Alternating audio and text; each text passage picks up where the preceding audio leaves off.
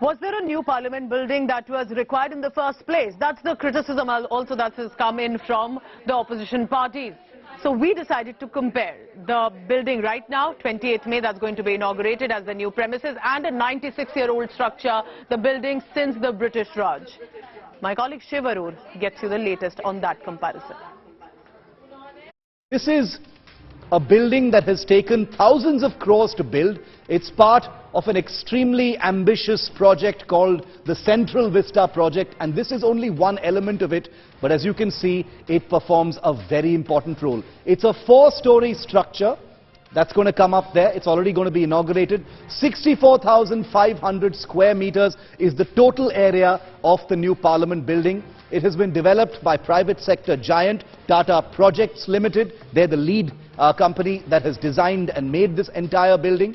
On the 10th of December 2020, Prime Minister Modi laid the foundation stone for India's new Parliament. Construction time was about 2 years and 5 months. Think about that, incredible. Much of that construction happened during the COVID pandemic. That was also a source of politics. The construction cost an estimated 1,200 crore rupees. There's parking space in this new Parliament for up to 900 vehicles. All of these data points are much higher than the existing Parliament. Now remember, the reason why this new Parliament building is in the headlines, not only because it's being inaugurated this Sunday by the Prime Minister, but also because of the huge, aggressive opposition it is facing by, well, the opposition parties. 19 of them have come together to say they are boycotting the inauguration, saying that it should be the President who inaugurates the new Parliament and not the Prime Minister himself.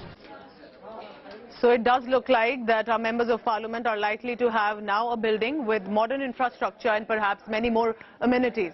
But there is a political showdown. 19 opposition parties have said they're not even going to attend the inauguration on 28th May. Akshay Dongre is tracking the latest on that. Akshay, so that's the big test that now awaits Prime Minister Modi, where the opposition parties have said they don't want to come for an inauguration that's being inaugurated by him and not the President. So what are these opposition parties saying? What are they so agitated about that they don't want to attend this inauguration?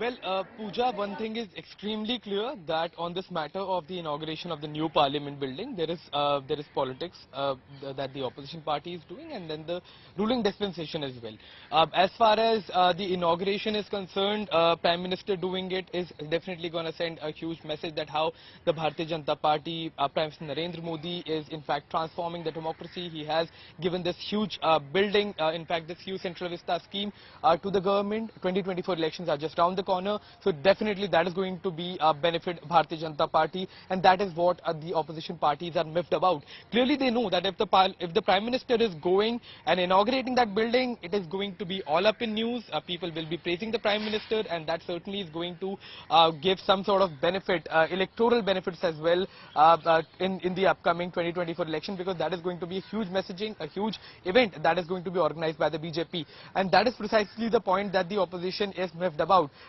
Though the arguments are not exactly valid of the opposition parties as well. They are saying that the Prime Minister should not have inaugurated and the President should have inaugurated. And in counter of these arguments, the Bharatiya Janata Party has given a list of events, list of buildings that have been inaugurated, not just by the Prime Minister in the Congress government, but also by Sonia Gandhi, who was just a member of Parliament. She inaugurated a few buildings in Nepal, and that is the logjam all about. But clearly, this is also a messaging about the opposition unity. The parties that are not attending the inauguration, there is the Bharatiya Janata Party is also keeping a close watch that who are these parties who are coming together, who are trying to form, and these are almost all the parties who are talking about opposition unity in the upcoming Lok Sabha elections as well. So while the inauguration is sort of a bahana, all eyes are right now on 2024 elections. Each and every event that the government does, that the Prime Minister does, is certainly going to benefit the BJP, so true. And the opposition so that's so is true, trying because in one way, what is going to benefit the Bharatiya Janata Party